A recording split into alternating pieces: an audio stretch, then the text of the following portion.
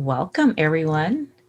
Today, we have a guest who listened to that voice within, stepped out on faith, and has garnered a professional legacy of working with cultural communities with a focus on amplifying the very broad lens of women of color. Yvette Harris is always love and light. She's your sis that not only tells you, but shows you the glass is truly half full, and followed up with a dozen happy reasons why and ideas to execute. Can we say yes and yes? This is episode 8, ladies. Let's go. You're listening to Designing Midlife, a podcast about today's midlife woman. Ladies, we're more youthful, active, and demanding than any midlife generation before. Join Taj as she dispels the notion of crisis, learn to conquer in all facets from health to career, and design the midlife of your dreams. So before I jump into today's interview, I'd like to formally introduce you to our guest. Yvette Harris is the guiding force behind the innovative boutique public relations firm HarrisPublicRelations, headquartered in Miami, Florida, with a collaborative team in New York, Philadelphia, and Washington, D.C. This standout public relations counselor has been orchestrating a quiet revolution within the PR industry for over 20 years. She's recognized as one of ICABA's most accomplished Black community leaders of South Florida, and her proven media campaigns have afforded her an extraordinarily successful track record in developing innovative strategies. A past recipient of the 40 Under 40 Most Influential Black Business Professionals, Distinguished Women in Media Award, and so many other accolades to mention, it's safe to say that Yvette has made her mark in the world of public relations. In her community, Miami-Dade County, Yvette was honored to be a part of the Women of a New Tribe Miami Icons exhibit. She was chosen for meeting the criteria of being a woman who has made an impact and has become a prominent figure who continues to serve as a positive influence in her community. What an honor to have her with us today. I have so many different areas that I want to tap into. For our listeners, this is such a treat today because Yvette is so multi-dimensioned, and I think we're going to get fed in a lot of different ways. I'm going to start just from your career perspective, and we're just going to dive in because PR is just a natural thing for you. Mm-hmm. It is Yvette. And I always wondered, I never asked you, come to think about it, what was that path for you? Did you always know, were you one of those kids that knew this is what I want to do? Or like when did that all come to play that the PR was going to be my career? When I entered college, I always wanted to go to law school. Originally, I wanted to be an attorney. So I was an English major with a pre-law minor. And I realized that it wasn't somewhere along the line, I realized I didn't want to do that. I became very involved with an organization called NYPIRG, which was the New York Public Interest Research Group. And it was the largest student-run organization on campus. And basically, we lobbied and held protests and for environmental laws. So I got a chance to go to Albany and DC and just learn about the whole political platform, being involved, standing up for things that you believed in. And I then went and did an internship with a very prominent congressman in Queens. And after working with him for about 3 years, I realized that politics wasn't something that I wanted to go into. I was given an opportunity to go and interview with the United States Environmental Protection Agency, and it was for a public relations position. And I didn't really know anything about PR at the time. And I worked with them for about 5 years, and I really felt like I had really found what spoke to my heart. I was like, oh my gosh, I think I could do this. While I was there, the funny thing is, so I worked in the government building, 26 Federal Plaza in New York City. And one of the project managers, we would go out to lunch sometimes on Friday, and I would make him go upstairs to where the lunchroom was, where all the government employees ate. And I knew that I didn't want to be a career federal employee. Nothing against it, but I just knew that wasn't what I wanted to do. My father was on the police force for 28 years. He retired, then he went to work for legal aid for 11 years. And a lot of my family members were career government employees. And that was fine. I just knew that it wasn't something that I wanted to do. Mm-hmm. So I would go to the lunchroom every Friday and just before I would go to lunch and just look and just kind of visualize not seeing myself there.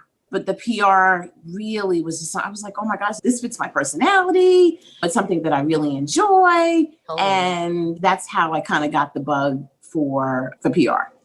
So did you switch majors at that time, or you didn't need to? No, I was already out of school. I was already finished. Okay. So I worked for EPA for 5 years. Okay. And then I moved After to college. DC, and then I moved to DC. Okay.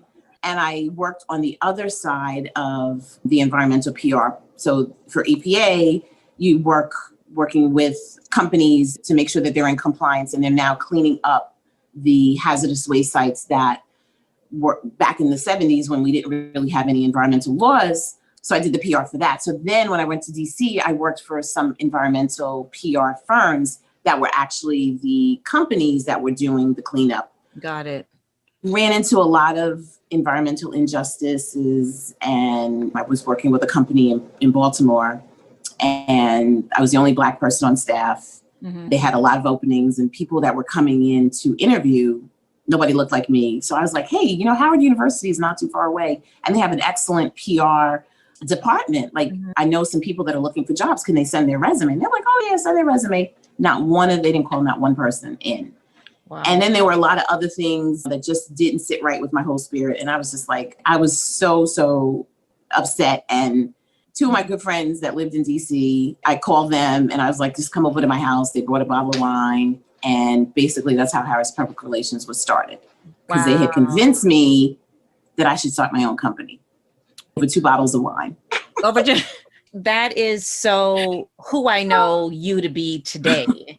You don't think twice to call someone out and say, well, wait a minute, I don't see this. Where's the representation for this? And so in terms of timeline, how long ago was that? When was it, Harris? So I started my company in 96. 96. And I'm only 26. Right. 24 years. Yeah, it's been 24 years.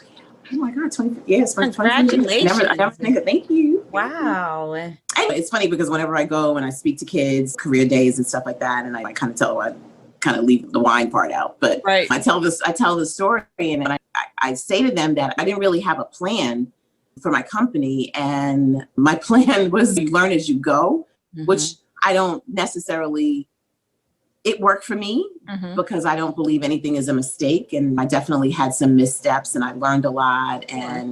But I think that all of the stuff that I went through and experience really brought me to where I am today and the level of enjoyment and peace that I have. And I find it a blessing that I love what I do.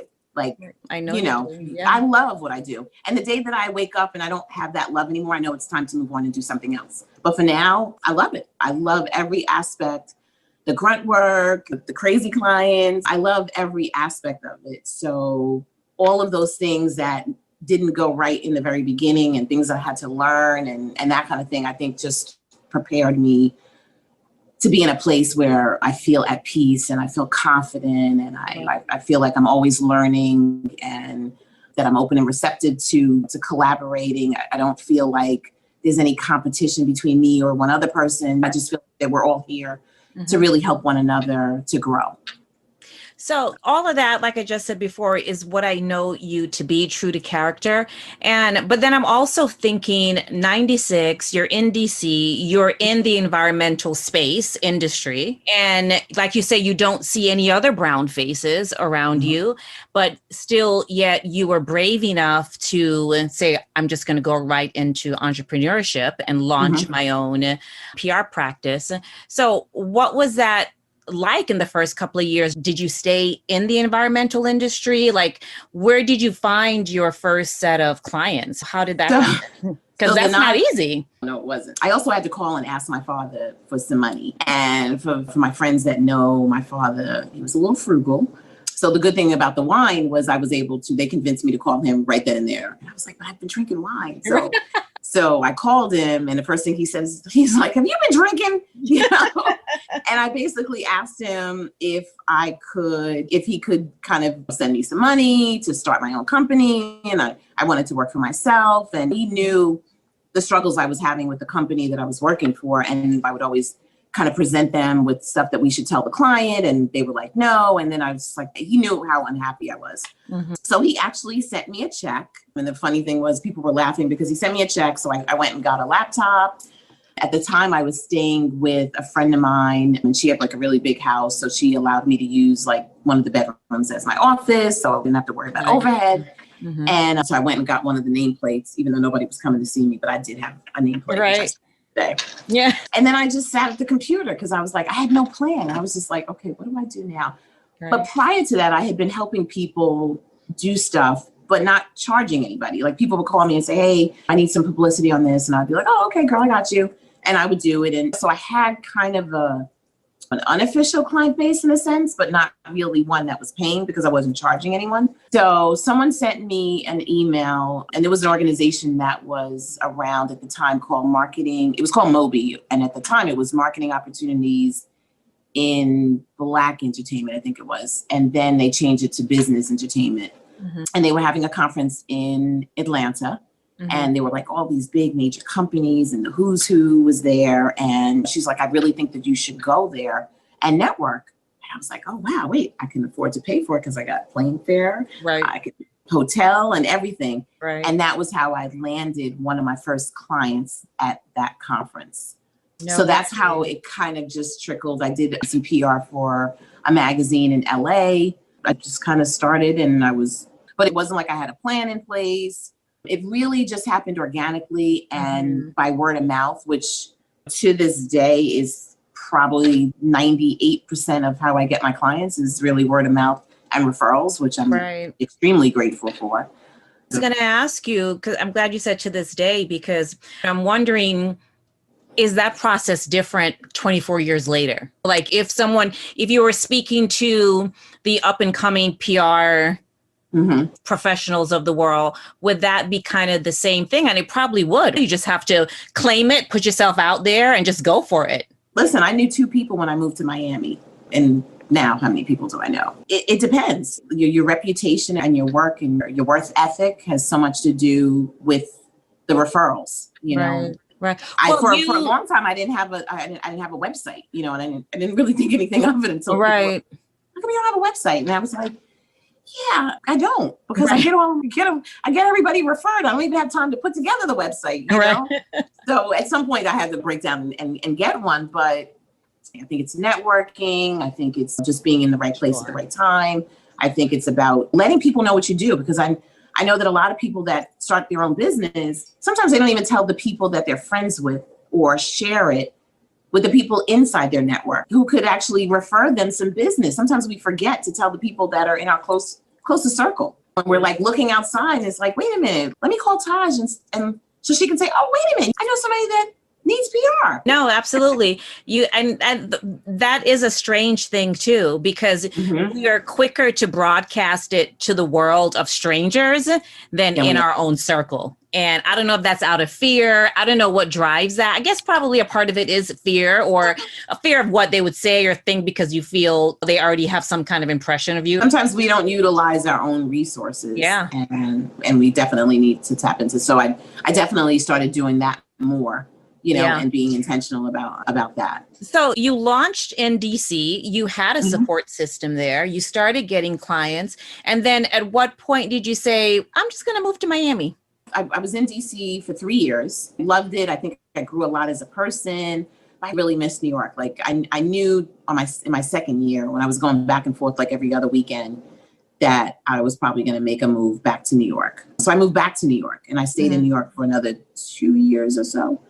And then after the second year, I went out with some friends on New Year's Eve. And I realized my open toe shoes and my leather coat and gloves just didn't go well together. Is that what pushed you to move? The weather? So I have always said I was going to move somewhere to the Caribbean. Everybody that's known me always said that at some point Yvette was going to be moving to Jamaica, to the Bahamas, somewhere. And that New Year's Eve, we were getting in the cab to go out, and the cab driver looked at all of us like we were crazy. And my friends were looking at me to like say something to him. And I got ready to get in my whole New York mode and like, what are you looking at? And why are you looking at us like that? And then I looked down at my feet and I looked at everybody else and I was like, you're absolutely right. This is ridiculous. I said, we look ridiculous, don't we? And I looked at them and I was like, I'm out of here. I'm moving. Right. Where are you going? I said, I don't know, but I'm leaving. I'm going to a warm climate. Next year, this time, I'm going to have flip-flops on. So I actually did a 2-week assignment in St. Thomas because a friend of mine linked me up with some people that needed some work there. And I went there for 2 weeks, worked really well, except for when the phone lines went down and I seemed to be the only person in the office that was concerned. Probably because it happens every now and then. Maybe. So I was like, well, are the phones going to come back on today, tomorrow? Yeah. And do we have a date? Are they going to come and fix the phones today? Can we? And so I realized that I could not run a business like that. So literally I got back, I went back and on the plane ride back, I literally cried the entire flight back to JFK. I think the guy next to me must have asked me several times, are you sure you're okay? I'm like, I'm okay. Oh, wow. And when I landed at JFK, I said to myself, I'm moving to Miami. So I only knew 2 people. I knew my really good friend that I've known since college, Valerie, and I knew my really good friend that I knew in Harlem, Hassan. And I called both of them and I said, I'm moving to Miami. And they said, no problem. Come, we got you. Wow. So they were the only 2 people that I knew. Wow. So were you, I mean, I would assume you've visited several times before. Yeah, I came and partied. I did conferences. Yeah, but coming on vacation and coming to live, 2 completely different mindsets, Miami, the landscape of Miami is very different from New York. Right. So, that's a whole, even culturally, that's just they're both melting pots, right? But even driving, like you meet more people because you're in New York, you're more of a commuter. I was on the train all the time in the bus. Like I didn't really, even though I had a car, I didn't really drive like that in New York. I parked most of the time. So here you're coming to a place where everybody's in the car, so it's a little harder to even meet people. I said, listen, I need to know everybody that you guys know and then some, So I literally, when I moved here, I went to every networking event. I went to everything that was sponsored by the radio station. Like when I tell you I went to everything, I went to everything. Wow. And I just got plugged up with the right people that gave me a chance to work on their projects. And here we are. It's so interesting because you're not the only PR professional that I know, but you are the only PR professional that stands out in my mind. And and that is because there's just a very authentic spirit to you. And I think that's why people are so receptive whenever you go into these rooms or wherever you go and you just kind of do your thing, you do Yvette, and they know whatever it is that you're pitching, it's coming from a genuine place and people buy that. You don't think twice about buying that. You're in Miami, which is where I met you, and I'm sure it's clear to everyone right now, there is this always positive attitude that you have about everything. And I think that's also the driver in why you stand out in my mind. So where does that come from? Is that a secret? Is there a secret to that? Where does this all, I'm waiting to trademark. You're right. Trademark it. Like, where is this, no matter what's going on, there is always an upside to it, Taj. And where do you find that? Well, I think for most people that know me, I've always been like this. That's just been the nature of who I've always been. I think a lot of it has really come from my mother. My mother's personality was larger than life. She walked into the room and it was like, somebody turn the lights off. Wait a minute. Okay, that's Minnie. And my mother transitioned when I was 23. And if somebody had told me that I would be living my life and she would not be around, I would have told them, like, yeah, whatever. What are you talking about? So my mother had the gift of gab. My mother had the gift of service. It's funny because she never drank in her life, but she'd be the first one on the dance floor and the last one on the dance floor. And I remember my 16th birthday party, my sweet 16th birthday party, because my mother was very big on birthdays, were very big. So we celebrated birthdays every year in a big way. Mm-hmm. And I remember my classmates were like, is your mother drunk? I was like, no, my mother doesn't drink. I said, she's just high on life. I said, now my father, on the other hand, is probably over there having a cocktail or two, you know? So I think that for me, I really had like a kind of a transition of really wrapping my brain around how precious life really is, and how we really are not promised the next day. So I think I started even living even more and just really coming into my whole authentic self even more. And then my daughter was born and my father passed away 10 days after she was born. So that was a bittersweet moment as well. And how long after your mom, if you don't mind me asking? So my mother passed, some years. My mother passed away in 91. My father passed away in 2008. Okay. So it was a long span of time. And I think for me, it's just really important to just live life. Laughter was always a huge part of the way my family just got through things. Like we were always laughing. We were loud and laughing. Like that's what people knew about us. So it's just hard for me not to even be that way. You know what I mean? Like I don't even know how to be any other way than what I am. Right. You know? Right.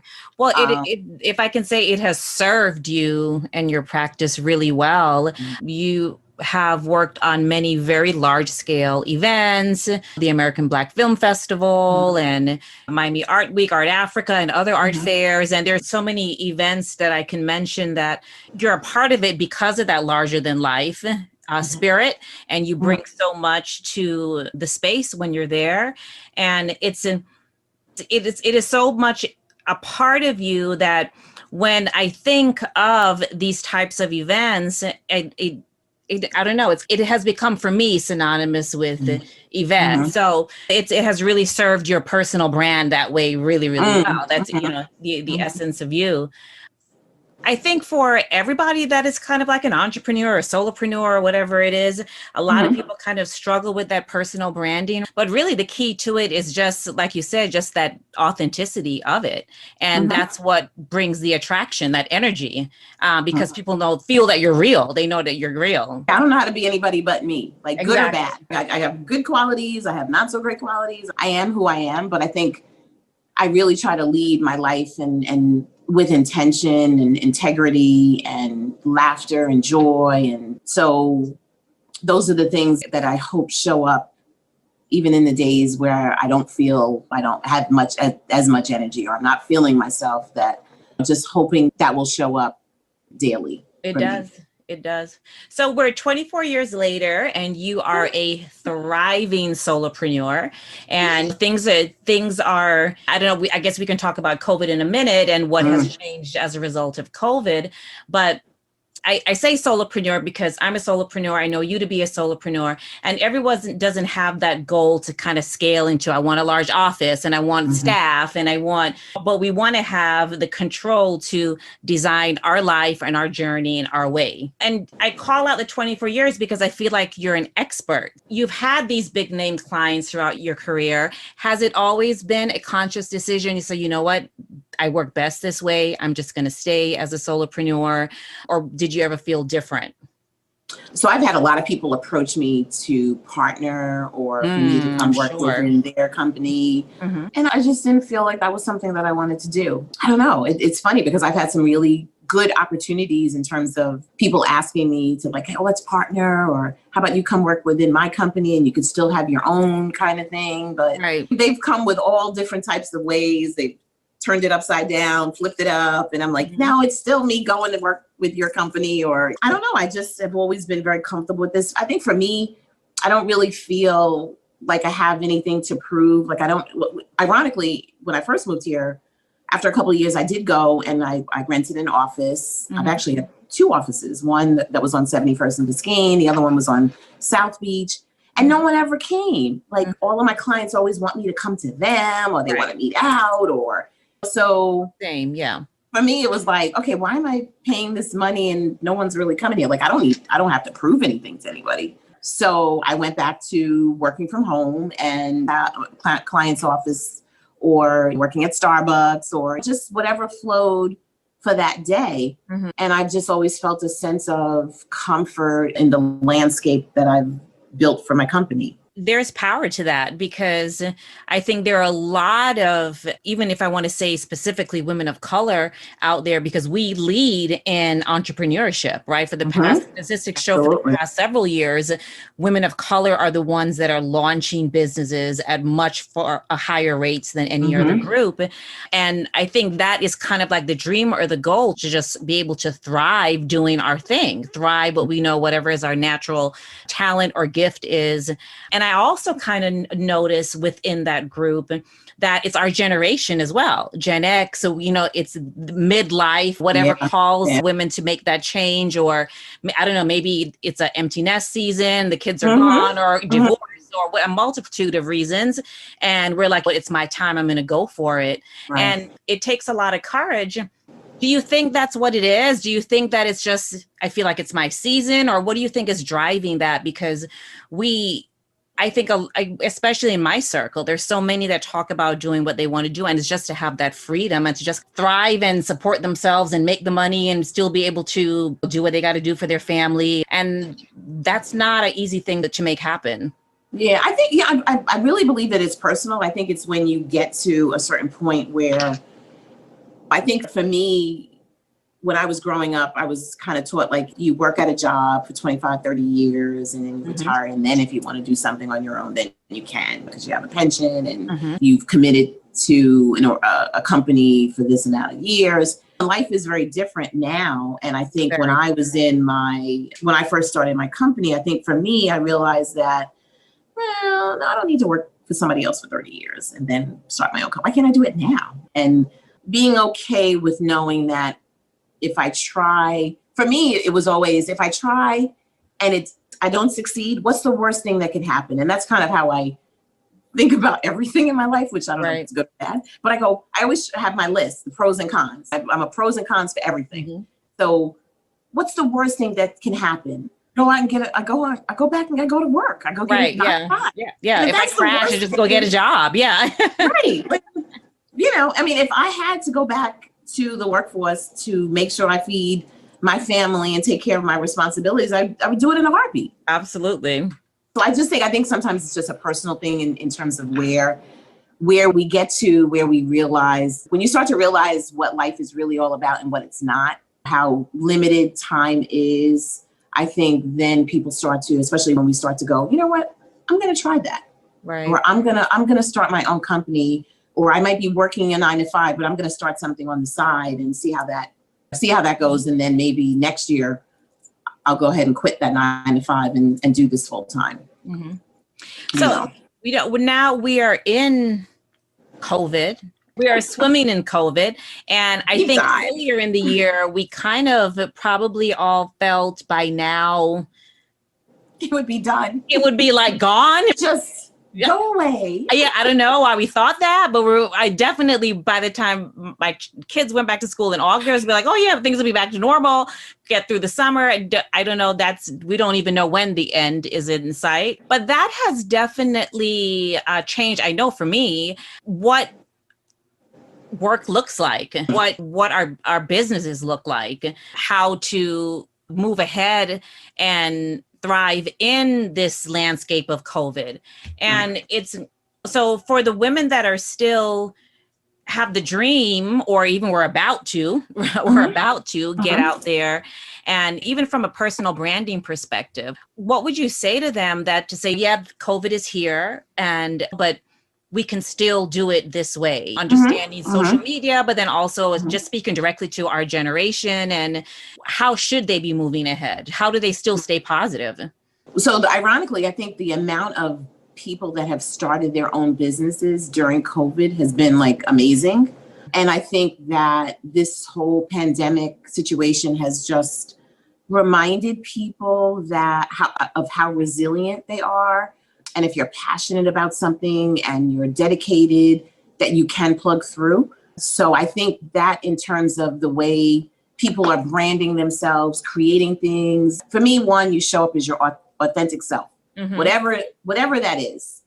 And you're okay with that. And then you decide, okay, how am I going to springboard that into whatever it is that I want to do? And I think what kind of makes it a little easier, like COVID is definitely a challenging thing, I think, across the board. But it has also, I think, enlightened people, opened up our eyes, made us more appreciative of certain things, and really kind of leveled the playing field. Like, we are all experiencing this. It's not some of us more so than others, but this affects everyone in some shape, form, or fashion. And I think understanding what that really means and figuring out what is it that I want to do, how am I going to show up doing it, and utilizing things that might pull me out of my comfort zone and being open and receptive. And I think all of us have been pulled out of comfort zones like no other time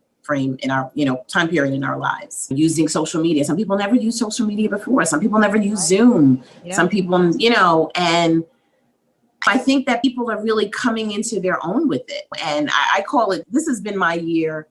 Well, always, every year is my year, but this really is my year to just really embrace my messiness. And I said it on an interview that I did a couple of weeks ago, just finding and journeying through the gratitude, keeping the gratitude despite the messiness. Like, you can still be grateful in the messiness of things. Like, I don't know, it's just kind of hard to say, but like, things have been messy. Yeah. And you can and that's still what the lessons are, right? We learn Yeah. so much in the messiness. Yeah. And it's okay to be messy. It's okay to have things not put into place and boxed in, and you got a little ribbon over it, and it's neatly packaged, and it's okay. And you don't need to apologize for that. You just get back up and you try to clean it up a little bit and figure out how you're going to change and what you're going to do. So things that I've been telling my clients is just embrace some of this and don't be so hard and rigid, but be open and receptive to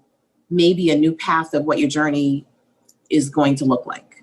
I think the biggest thing that changed for me this year was not that I didn't know that I could offer virtual services, but actually putting the energy into offering virtual services. And it opened up so many other avenues for me, just being more, I mean, your podcast was welcoming to it. Right. I'm podcasting. I'm doing virtual consultations with people in their homes, and we're on Skype video or we're on a Zoom call or whatever. And they're walking around their house. And in some ways I'm busier than ever. And it's giving me more flexibility to do other things. And I was telling somebody the other day, I love the virtual. Like, I really embrace the virtual.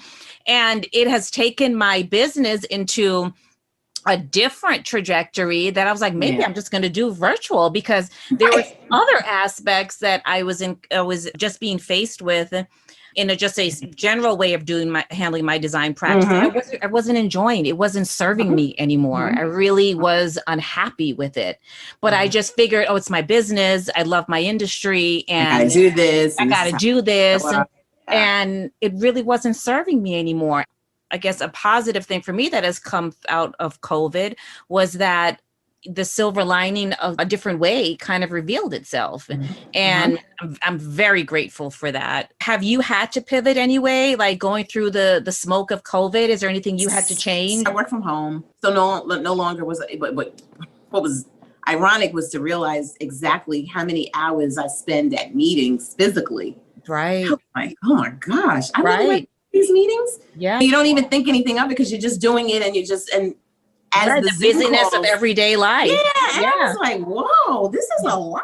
Yeah. I'm doing this. I've been very fortunate in terms of not really skipping a beat, getting different types of clients, because a lot of people were not prepared in terms of statements when COVID hit, and just having to put stuff out and having a crisis communications plan, which I've been telling some people, like, you don't write the crisis communications plan during the crisis. You're supposed to be implementing it. But I never needed it before. Right. It's like, oh, can we hire you to, you mean, and then you're going to implement it tomorrow? Like, what? So that, and then I had some clients where I also had to put out some statements when George Floyd was murdered, just in terms of their social responsibility for their companies. So it's been interesting in terms of just some of the clients that have been working with outside of our normal ones. Now I feel like I'm on call after call. So that's been a little different, but it's been manageable. I mean, definitely not complaining about it. It's been manageable, but it's also allowed me my Wednesday creative day. Right. I'm actually doing it. So I've been talking about it for years, and now I'm really making sure that I'm intentional about keeping those Wednesdays free, even if it's just for part of the day, to do my own personal development, to do things, my self-care, and just have that space where I'm still, and I'm trying to figure out like, what else do I want to do that I'm not doing? Wednesday's a good day for that because it's midweek, kind of breaks it up. When I worked for the EPA, it was so funny. There was a gentleman. So we used to work 9 hours a day, and every other week we had a day off. And his day off was Wednesday. And I would be like, are you crazy? Because my day was Monday. I'm like, you either pick Friday or Monday. Right. Wednesday. So finally, I remember asking him one day, like, what are you doing on Wednesdays? Like, he was like, listen, you go to work Monday, Tuesday. By the time Wednesday rolls around, you're just like, oh my gosh, when is the weekend coming? Right. So I'm off on Wednesday. And then when I come back, I only have 2 days. He's like, and I didn't understand that until I decided to do the Wednesday. And I was like, oh, I'm feeling this Wednesday thing. So Tuesday, I start getting excited because I know tomorrow's my creative day. Right. And I always call it my day off, even though we know it's not. Right. But in my mind, I mentally just pump myself up like, oh, Wednesdays is my day off. And then Thursday and Friday, and then the weekend. So. Yeah. No, that's ideal. And I'm glad you gave the EPA reference, because when you've mentioned that in the past, I didn't think of it that way. I also thought, like, girl, that's right in the middle of the week. Like, what? How do you do that? But it's actually perfect. By Wednesday, everybody were like, oh, I need a break. Right. But yeah, and then by Tuesday, you're anticipating the break. So like, there's no worries. Nobody's killing my vibe. Like, I got Wednesday coming. Tomorrow's my day off. Oh my gosh, that's great. It's amazing what you can psych yourself up to believe. That's right. It's all in the mind, all in the mind. It's all in the mind. It's all in the mind. Listen, this chat would be very incomplete if we didn't address what you probably call, or I know you do call, the greatest achievement of your life, your daughter, your adorable, beautiful, brilliant, my mini me, spirited daughter, Naya, 11 years old, and just like you already, has been like you. Very. And I feel like you can give a masterclass on mastering. There's so many things about, there's entrepreneurship, and then there's being a single mom, and just kind of those two alone in its own are beasts by themselves. And you handle it so seamlessly and so gracefully. And it shows in the type of young lady Naya is. And how do you do it? Give us the tips on that. Like that. We could probably have our own talk on that alone, but how do you manage that? Sometimes I ask myself the same question. Yeah. But you know what? I truly believe that she picked me because we have the same just spirit of life. I always, when she was first born, Naya has a very old soul. She's got a very old soul about her. And I always feel like she's my mom kind of reincarnate, because she's so just like my mother. But her personality and way of life and outlook fits so much of what I need in my life, and what helps fuel my energy and my excitement and my laughter and everything like that. And I'm beyond blessed in terms of the type of child that she is. From very young, has always questioned everything and has her own opinion. And she really encourages me to look in a different lens every day. You know what I mean? Like, not the same way and perspective every day, but there's something different every day. And I learn from her daily, sometimes hourly. Yeah, I can see it every time I'm blessed to be around her. I probably always say, one, when is she going to get her YouTube channel? and, and can somebody get this sweet child a agent? I don't know, get her on the Disney Channel, get her something. Yeah, can we get her a show? Like, working on it. I know you're working on it. Listen, it has the perfect mom for that. And then I have when she was first born, I have a village of people that, a village of single moms that we all, when our kids were younger, picking up and dropping off. So important. Coming to the house and having potluck night when maybe resources were a little slim. And so I've been so fortunate to always have sisters like you that I can bounce things off when I'm feeling a certain type of way. And having that village of people definitely makes it so much easier that I don't feel like I'm out here alone, and just embracing our messiness. And sometimes it doesn't always look good. Sometimes I'm not home cooking. Yeah. We're ordering. Yeah. Or we're going out to eat. Trademark, that is the title of your memoir, Embracing My Messiness. Embracing my messiness. Listen, write that down. Let me call Kimra right now. Yes. Call the copyright attorney right now. And and that is the title of your biography, Embracing My Messiness. I don't, for anybody that thinks I even remotely cook every night. I mean, I do like cooking and I don't try to do it as often as possible. But sometimes I'm like, okay, now I called Andiamo's, get yourself a pizza. But I love the way that she kind of flows, and her sense of just being open and adaptable and just flowing, going with the flow.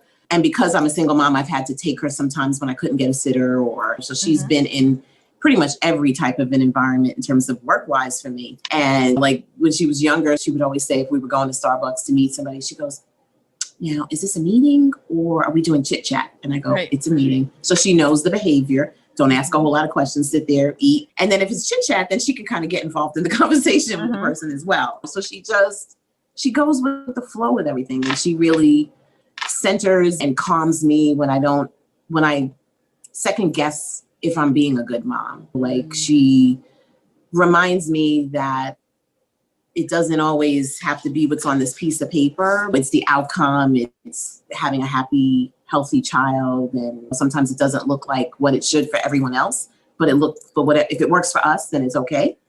Because I definitely doubt myself from time to time. I go, am I doing the best? Am I doing everything that I can do? And, I shouldn't have said this. Or like, I'm human. I go through the same things, but I also have grown into knowing that I love this girl beyond the moon, and everything that I do for her is done with intention and love. And I'm going to make some mistakes and missteps, but everything that I do for her is out of love and good intention. So hopefully that will clean up the messiness a little bit. No, that's beautifully said. And it shows when we're in your space with her, and you're blessed to have each other. You really are. It's kind of, you both serve each other really well. And I have witnessed her in a newsroom or two, and I feel like she can handle hair and makeup. Like, I feel she can handle anything thrown at her. The reporter's not there? Oh, I got this. Where's the mic? I got this. Oh my God. Listen, it was so much fun to have you. Can you just share where everyone can find Yvette? Yes. So our website is HarrisPublicRelations.com. You can always call me at 786-897-8854 if you're in need of a PR person, or if you want to kind of bounce off an idea and you're not really sure who to go to, you can call us. You can find me on Instagram at Harris Public Relations. Our Facebook is on there as well, Harris Public Relations. And I'm on Twitter, Yvette Harris PR on Twitter. Yeah. Perfect. Yvette Harris, thank you so much for this has been so much fun. It was so much fun. We will talk again soon. Yes, definitely. Thank you so much for having me. I really appreciate it. I think this platform that you've created is amazing. I'm so glad to be a part of this journey. And I'm so glad that you saw that it was something that was going to be amazing, and the information and the ability to share, it helps all of us, not just women, but it helps the men that we know that are tuning in, trying to write copious notes and figure it out and try to figure us out. So kudos to you for sticking with it. I appreciate you saying that. Thank you so much. Well, there you have it, ladies. I left this chat with Yvette feeling energized, yet calm and loved. That is her true spirit. Thank you for joining me for another episode of Designing Midlife. Happy holidays and stay safe. Until next time, one love.